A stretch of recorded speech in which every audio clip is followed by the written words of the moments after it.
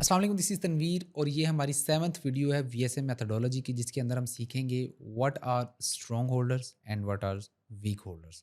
ये बहुत ज़्यादा ज़रूरी है जानना, ताकि आप खुद को स्ट्रॉन्ग होल्डर्स में शामिल करें और वीक होल्डर से निकल जाएं। तो आप लोगों को खुद को पहचानने में बड़ी आसानी होगी। तो चलिए आज की वीडियो को स्टार्ट करते हैं। अगर आप मार्केट के अंदर खुद को बेहतर अंदाज में पेश करना चाहते हैं, तो आप ये जानें कि आप स्ट्रॉन्ग होल्डर हैं या वीक होल्डर हैं। अब यहाँ पर डेफिनेशंस लिखी हुई हैं आपके सामने, मैं इनको आप लोगों के साथ दोबारा से ब्रीफ भी कर देता हूँ। Strong holders are usually those traders who have not allowed themself to be trapped into a poor trading situation. कि स्ट्रॉन्ग होल्डर्स वो हैं कि जो खुद को पुअर पोजीशंस के अंदर स्टक नहीं करते, फंसाते नहीं हैं, बल्कि वो अपनी पोजीशन से खुश रहते हैं और सडन जो डाउन मूव्स आती हैं, उनकी वजह से वो शेक आउट नहीं होते, वो बाहर नहीं निकल जाते, वो डर नहीं जाते, पैनिक नहीं होते और ना ही वो फँसते हैं। अगर मार्केट कहीं ऊपर टॉप पर पहुँच जाए और टॉप पर बाय करके जो है फँस जाते हैं, ऑल टाइम हाई पर जाकर खरीदारी करके। स्ट्रॉन्ग होल्डर्स इसलिए स्ट्रॉन्ग होते हैं क्योंकि वो मार्केट की राइट डायरेक्शन में काम करते हैं। उनका कैपिटल भी यूजुअली ज़्यादा होता है और वो मार्केट को बहुत ही ज़्यादा हाई डिग्री के साथ देख रहे होते हैं, यानी कि उनकी जो नज़र होती है, उनकी देखने की एक समझ लें कि निगाह जो होती है, वो बहुत ही ज़्यादा इन डेप्थ होती है। उन्होंने हर एक चीज़ को बहुत ही एहतियात से देखना होता है, जो कि इंशाल्लाह आप भी आने वाले वक्त में देखोगे। स्ट्रॉन्ग होल्डर जो होते हैं वो भी ज़्यादा लॉस कर रहे होते हैं, फ्रीक्वेंटली उनको बार बार कोई ना कोई ट्रेड के बाद लॉस हो रहा होता है, लेकिन उनके जो लॉस होते हैं वो मिनिमल होते हैं। यानी कि अगर उन्होंने 10 ट्रेड लिए हैं, 10 में से 5 लॉस उनके हो गए हैं और 5 प्रॉफ़िट हुए हैं, 6 लॉस हो गए हैं और 4 प्रॉफ़िट में हैं, तो उनके जो 6 लॉस हुए होंगे बहुत छोटे-छोटे से होंगे। क्योंकि उनको पता है कि छोटा लॉस बेहतर है ज़्यादा लॉस से। इसलिए वो अपनी लूज़िंग ट्रेड्स को होल्ड नहीं करते, वो बंद कर देते हैं जल्दी। और स्मॉल लॉसेस को इसी तरह देखते हैं जैसे क्योंकि बिज़नेस के अंदर कोई खराजात होते हैं, जैसे कि कोई बिल आ गया बिजली का, कोई खाना खा लिया, कोई ट्रांसपोर्टेशन के अखराजात, इस तरह से उसको देखते हैं।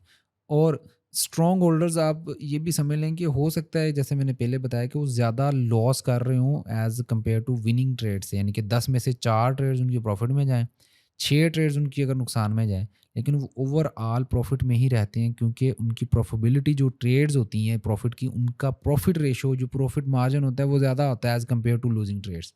इसलिए वो प्रॉफिट में रहते हैं। और वीक होल्डर्स की डेफिनेशन भी जान लें। सबसे पहले तो ज़्यादातर लोग जो मार्केट के अंदर आते हैं वो मार्केट में नए होते हैं और ज़ाहिर बात है उन्होंने सीखा भी नहीं इतना होता, तो वो डेफिनेटली आते साथ ही वीक होल्डर्स की डेफिनेशन में शामिल हो जाते हैं कि they are weak holders. These people are usually undercapitalized and cannot readily cope with losses। और वो ऐसे लोग होंगे जिनके पास तो पहले तो एक पैसा भी कम होगा और उसके बाद जो है वो नुकसान करने की सकत उनके पास इतनी मौजूद नहीं होगी। और जब उनका कैपिटल छोटा होता है तो वो कैपिटल जब ज़ाहिर बात है उनको नुकसान होता है और नुकसान होने से उनका पैसा ख़त्म हो जाता है, तो वो उनको इमोशनल डिसीजन मेकिंग के ऊपर जो है वो मजबूर कर देता है। वो फिर इमोशनली कि मुझे लगता है ऊपर चली जाएगी, अब इतनी ऊपर आ गई, अब नीचे आ जाएगी, अब इतनी ज़्यादा नीचे आ गई है तो अब ये ऊपर जानी चाहिए। इस तरह की कंडीशंस जो हैं उनकी बन जाती हैं। तो फिर वीक होल्डर्स क्या करते हैं, जब ज़ाहिर बात है जब सीख रहे होते हैं, प्रैक्टिस कर रहे होते हैं, तो कुछ उनके अंदर ऐसी चीज़ें आती हैं कि जिसको उन्होंने एग्ज़ीक्यूट करना होता है। लेकिन उनकी एग्ज़ीक्यूशन जो होती है ट्रेड्स की, वो उनकी मनचाही एक कीमत पर हो रही होती है। कि मुझे लगता है कि इसकी वैल्यू जो है वो अभी अंडर वैल्यू है, तो बहुत ज़्यादा ऊपर जानी चाहिए, तो चलो मैं आज खरीद लेता हूँ, कल ऊपर चली जाएगी। ये बहुत ज़्यादा बढ़ चुकी हुई है, अब इससे ज़्यादा ऊपर नहीं जानी चाहिए। तो मनचाही एक इलॉजिकल और इमोशनली सोच विचार करके जो उसके ऊपर डिसीजन लेना शुरू कर देते हैं। और वीक होल्डर्स ऐसे होल्डर्स होते हैं कि जो ऑल टाइम हाई पर जाकर खरीदारी कर लेते हैं और ख़ुद को फंसा लेते हैं। और ऐसा भी नहीं है कि फिर जब उनको लॉस होता है तो फिर थोड़े लॉस पर निकलते हैं, बल्कि वो स्टॉप लॉस भी नहीं यूज़ करते और मार्केट के अंदर जो है वो मैक्सिमम लॉस बर्दाश्त करते हैं और फिर दुआएं करते हैं कि या अल्लाह किसी तरीके से जो है मार्केट वापस आ जाए और हम जो है वो अपनी जो ट्रेड है वो ब्रेक इवन पे ही क्लोज कर देंगे कि जहाँ से जो है वो ये मार्केट ऊपर जाना शुरू हुई है। ऐसे लोगों को जो है वो वहाँ फिर मार्केट शेक आउट करती है, एक लंबी सेल की कैंडल बनती है। जैसा कि मैंने यहाँ पर आपको दिखाया था ना कि मार्केट डिस्ट्रीब्यूशन के अंदर आ रही थी और यहाँ पर देखें कि पहले मार्केट गिर रही थी और गिरते हुए यहाँ पर कितनी बड़ी ये कैंडल बनी है ये वाली। यहाँ पर ऐसे लोग जो कि उम्मीद में थे वो सारे पैनिक हो जाएंगे या उनके अकाउंट जो है वो ज़ीरो हो जाते हैं। और ये सडन अक्सर जो है बैड न्यूज़ पर आती है। और इससे क्या होता है कि जो वीक होल्डर्स होते हैं वो पहले से ऑलरेडी क्योंकि गलत साइड पर बैठे होते हैं और वो क्या कहते हैं अंडर प्रेशर आकर उस पोजीशंस को क्लोज कर लेते हैं या फिर वहाँ पर उनका अकाउंट ज़ीरो हो जाता है।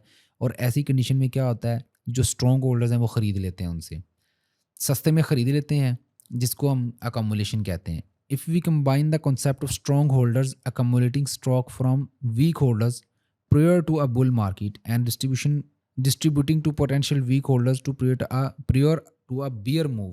वो कह रहा है कि अगर हम अकोमुलेशन को स्ट्रॉन्ग होल्डर्स की बाइंग के साथ और डिस्ट्रीब्यूशन को स्ट्रॉन्ग होल्डर्स की सेलिंग के साथ कंपेयर करें तो हमारी डेफिनेशन कुछ इस तरह की होंगी कि एक बुल मार्केट तभी मंजर आम पर होती है कि जब बहुत ज़्यादा मिकदार के अंदर सप्लाई या स्टॉक या फिर कॉइन्स या फिर कोई भी चीज़ वीक होल्डर से स्ट्रॉन्ग होल्डर्स की तरफ चली जाती है, जहां पर वीक होल्डर्स लॉस करते हैं। और इसी तरह एक बियर मार्केट यानी कि मार्केट जब नीचे गिरती है तो बियर मार्केट तभी रूनुमा होती है कि जब बहुत ज़्यादा मिकदार के अंदर स्टॉक, कॉइन्स, वट जो भी है, बहुत ज़्यादा मिकदार के अंदर स्ट्रॉन्ग होल्डर्स वीक होल्डर्स को दे देते हैं और उसमें प्रॉफिट होता है स्ट्रॉन्ग होल्डर्स का। और जब ऐसी चीज़ हो जाती है उसके बाद मार्केट बियर हो जाती है, मार्केट नीचे आना शुरू हो जाती है और ऊपर वाली डेफिनेशन के अंदर हमने जाना कि बुल मार्केट कब रूनुमा होती है। और ये जो इस तरह की क्लाइमेटिक एक्शंस आते हैं इनको हम जो है वो बाइंग क्लाइमैक्स और सेलिंग क्लाइमैक्स भी कहते हैं, ठीक है। ये पीछे अगर आएँ आप तो ये वाली जो कैंडल है ये बाय में क्लोज हुई है और अगली कैंडल सेल में क्लोज हुई है और इसका वॉल्यूम जो है वो अल्ट्रा हाई वॉल्यूम है, ठीक है। और इसको हम कहते हैं ये क्लाइमेटिक एक्शन बार है और इसकी डेफिनेशन जो एक साइन ऑफ वीकनेस है इसको हम कहते हैं कि ये बाइंग क्लाइमैक्स है कि जहाँ पर बायर्स फंस रहे हैं, वीक होल्डर्स फंस रहे हैं।